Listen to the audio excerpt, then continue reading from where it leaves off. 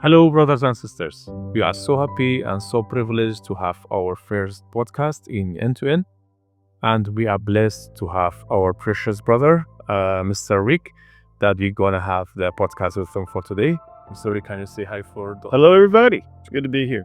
And the topic of our podcast is about dreaming, how to work on your dreaming, and how to realize your dream, and how to encourage others, and how to make the encouragement others that impact the community.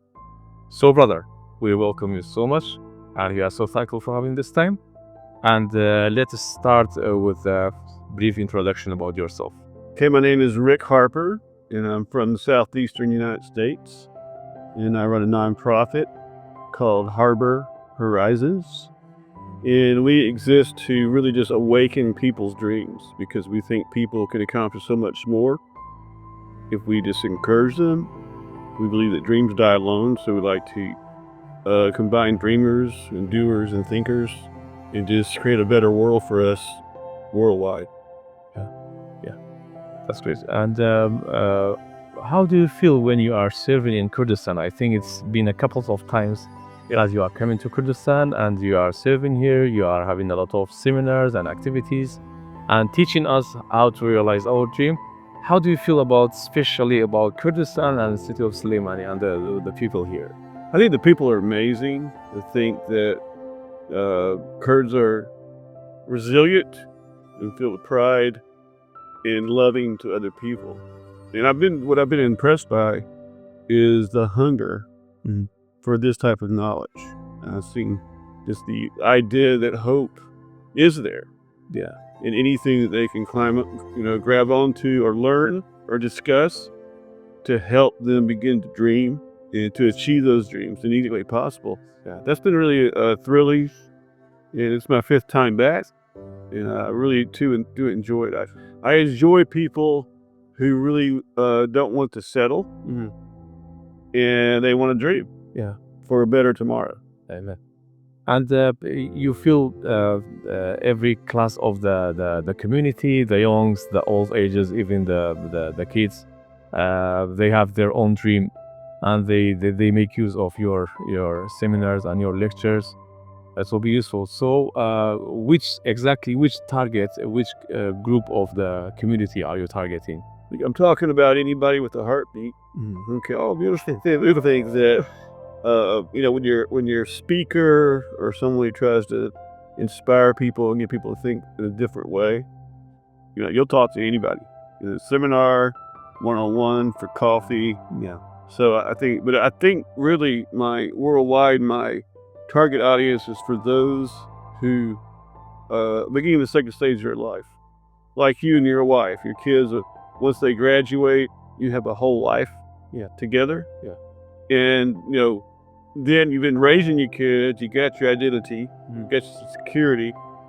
Now you got 40 years left, and so go out and change the world. So that would probably be my target audience. Is probably 40 to 70. Great. That's great. So let's talk about the community. How do you encourage, or how do you show the way for the community, or how can we as a community encourage the young group or the youth group to work on realizing their dreams? I think that you really have to have the attitude, okay, that you're there to give and not to take. I think there has to be this idea of, I will bless you.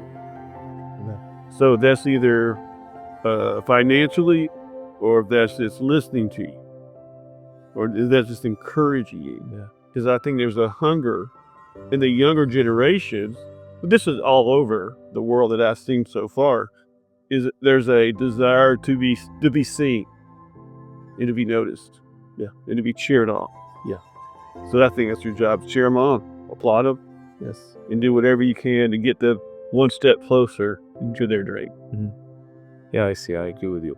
And if we slightly decrease the size of the circle from community, we come to the family. How can we manage realizing dreams on our kids, and how as a family can support the youth especially on realizing their dreams as a parent, for example? Well, I think as a parent, you have a dream or dreams for your son or daughter, like maybe to be a sports star or to be a doctor, right? Yeah. But they got to have a time when you let go of your dream and you say, son, daughter, this is your life. And you sit there, and no matter if you agree with that dream, as long as it's helping create a better world, I'm all for it. Right. So I think part of the parenting job is to encourage, okay, to speak life into them and care for them. But I think the biggest part is to say, this is your dream, and let's find other people to help you to do it together. There's one thing I've learned over all the years is that dreams die alone. So if you don't get somebody else to jump on that dream with you, I don't think you can make it. Maybe sometimes giving them your testimony about realizing your specific dream or some other real life example that you are seeing in your life, sometimes it will help, isn't it? Yeah, I think I've seen it. I've grown up in a family of dreamers, so I saw it in my parents, and that really inspired me.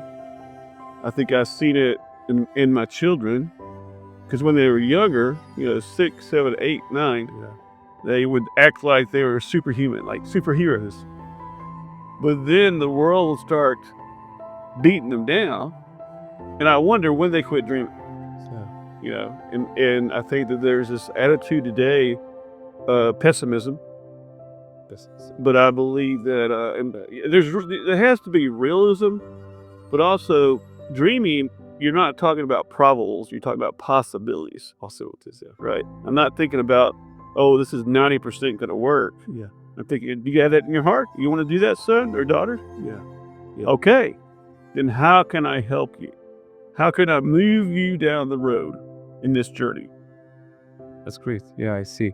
And sometimes, as my experience, sometimes you may feel that there are somebody who says that I don't have any hope and that things will never get better. And the situation, the political situation, the economical situation of the country, of the region, they feel that it's so bad, for example. And which kind of technique or which kind of tactic you prefer to use with this pessimistic guy when he thinks that everything is lost and there is no hope, and it's of no use to make any further effort, the things are so dark and limited? I think that's a difficult journey. I think you need to, in a sweet way, raise them to be a grateful child all the time, from the time they're young to the time they're parent, to when you're your age. Be grateful, but also see possibility. I think to expose them to the possibilities. Yeah. And not being what I call a dream stealer. Like maybe your son wants to fly like a bird. Okay, I mean, you don't want him to go jump off a building, but you want him to say, okay, let's talk about that, son. And you want to encourage him ability to be able to see the world. Okay? And then what is his passions? Okay, I would never be a doctor. I hate blood. Okay, I don't like sick people, right? So I had to find a passion that I felt I was made for, that I had the ability. And usually that's other people speaking into you. See, people say that I can awaken dreams. Really? And so when I have people speaking life into me, then I go, I kind of like doing this. Okay? But there's always a big step that you got to take. I left a very high-paying job that, I could do it easy. But I had to take that step to go, okay, here we go. Yeah. Right? As sometimes we may hear some kind of justification from a guy who's from a poor family, or he would say that I'm not from a rich family, so I cannot realize my dream.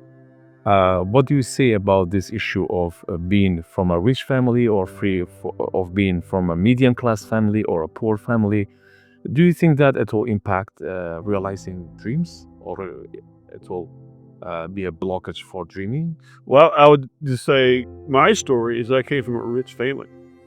My dad was a doctor, my mother was a politician. So that's my story. Yeah. But I know that people, so that helped me. That gave me inroads to maybe education or meeting people. Okay. But it also hurt me because the poor daughter's son, they claw up and they're resilient and they keep climbing. Mm. So who's going to be stronger? Yeah. Who's going to be more, the word we call it in English, tenacious? So I think that there's great examples of heroes, of successful people who've made an impact, who are poor and who are rich. Yeah. But I bet you most of them are not rich. Most of those not. No, because rich people are spoiled. Mhm. We don't want to sweat. Yeah. We don't want to put the effort into, we like our comfort, which is really not comfortable. Yes. Where the poor people and the medium income people, they kind of want excitement. Yeah. Okay. And I think that if they get a passion, and I think we all get passions. I wonder sometimes, did I do a good enough job with my sons? I have 3 sons. As they grew up into adults, did I encourage their passions enough? Right. I think that my son, what's that? The instrument in the symphony. Cello. Okay, cello, right? Yeah. So my son really wanted to play the cello. Yes. Okay. And and he wasn't that good. And I didn't like him practicing because it's kind of hard on the ears, right? But I would say he did a good job of overcoming that. And he took lessons and he got good at it. Yeah. But I think that I probably encouraged him to go this way. And now that $3,000 cello gathers dust in the closet. So whenever I see that, I go back. It's okay. We make mistakes. Yeah, I know. And maybe that's the way, maybe the cello, I think each string, leads to another dream. And you got to fail. Yeah. I mean, that's the thing about dreamers. Yes. They fail, then they get up. They fail, then they get up. Yes. But if I'm by myself, then I'm not going to get up. So even this new nonprofit dream, I bet you I've had 4 or 5 people who have really cheered me on. And they've given me direction. So I surround myself with wise counsel. Okay? I don't make people do it. They believe in me, and they believe in the mission and the vision of what this nonprofit is trying to accomplish. Yeah. And man, that means a lot to me. Yeah. Because as you begin a dream, right, there's a lot of this bam, failure. But I think as a dreamer, you're going to fail. Of course. But you get back up. And you better have that desire to keep going. See, he quit playing the cello. Okay? Well, the dream of being a celloist, it died. He didn't get back up. He went somewhere else, which is fine. So I think there's something about teamwork with family, with friends, mentors, and also blocking out negative voices. Yes. I call those dream stealers. Like, oh, you'll never make it. Yeah. And that's really hurt people. And it even in my family, of my siblings, when I left that job to go to this one, start this dream, my brother thought I had lost my mind. My sister cheered me up. And she saw in me that I could do that. Yeah. So who do you think I'm close to today? Of course. I mean, I love my brother, but he was always, it wasn't that he was negative. He's like, oh, yeah, whatever. So when I go back to the States, my brother won't call me. So, I don't know if he knows I'm here. Now, my sister, I'll get back the first day afterwards. Come see me. And that just helps people dream. Yeah. So you can't dream alone. Yeah. The job of the community and the family Yeah. and the friends is to encourage people. By the way, what do you think about the spouse? For example, a young guy with his or her spouse. This guy has his own dream, and do you think the spouse should share the dream together? They should have the same dream to work together, or it's not a necessary issue? Do you feel that it would be a challenge? Well, I hope that's not true because this dream that I'm considering, Yeah. my wife doesn't share it. And that's one reason she's coming next time to see the street because it's hard to experience. But I would say her dream is to support me, right? And my job as a dreamer is to realize in what ways is my wife showing her support and love. Yeah. Right? I mean, she's doing a lot to our cars this week. In these areas where I should be home doing. She's saying she gets the oil change. She's saying, "I love you. I believe in your dream. I believe in you." So I don't think you necessarily. I think the people who had the same dream. This is me not knowing that. Yeah. I look at those couples and I go, Yeah. man, that would be so nice. But then I got to consider my wife and how we play off each other. Okay. So I think we have a partnership. I don't know if you can define it.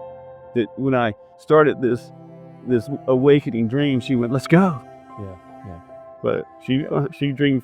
She wants me to fulfill my dreams. Yeah, that's great. Yeah, I understand. And before we conclude, I want to think about a sample in the community. For example, we have a friend, and he has a family issue background that facing a lot of problem with his parents, and for example, they are divorced, and he had a difficult kind of life. He was not able to complete his degree, and he is beyond 20 years old now. And how can we encourage such kind of friend to dream and to fulfill his dreaming? How do you encourage us? Because we have a lot of samples in the community that they have their own issue and problem, but we picked up the issue of family problem and not completing the school degree. I think part of it is a difficult one. Is you want to speak life into people. Okay, so I've heard you sing and play the piano.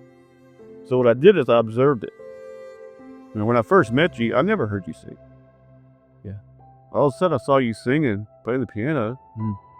So I said to you, I hope you're really good, thank you. Verbally. And then there's another way I say, like, I need to help you imagine an even greater life for you. Yeah. Right? So I've seen you and I've spoken to you. Okay? So and I'm watching you and I'm saying, you can do this. But that means you trust me now. Right?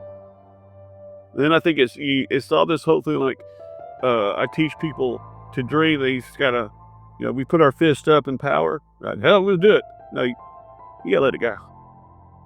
And you gotta go, let's just do it now. Right? Yeah. Because your dreams I don't think dreams do this. They go, phew, phew, phew.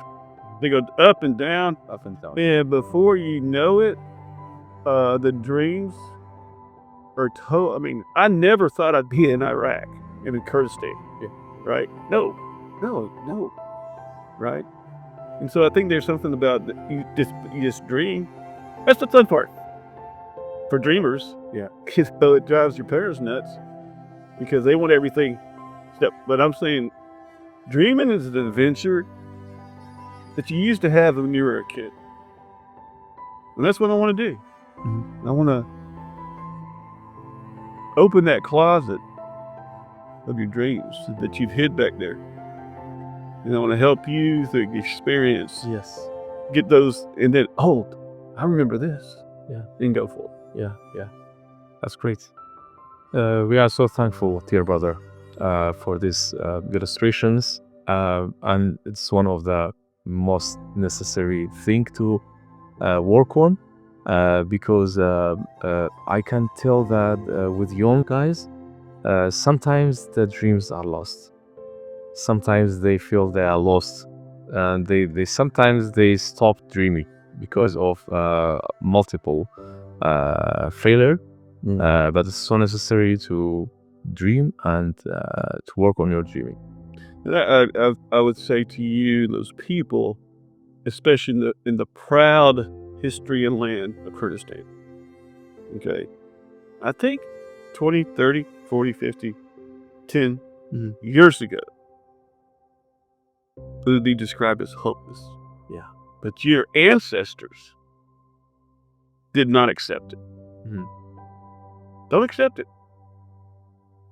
Quit cursing the darkness. Yeah.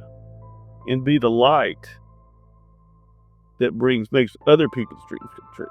And Kurdistan will come in for incredible, loving country, community, friends. It'll be a light to the world.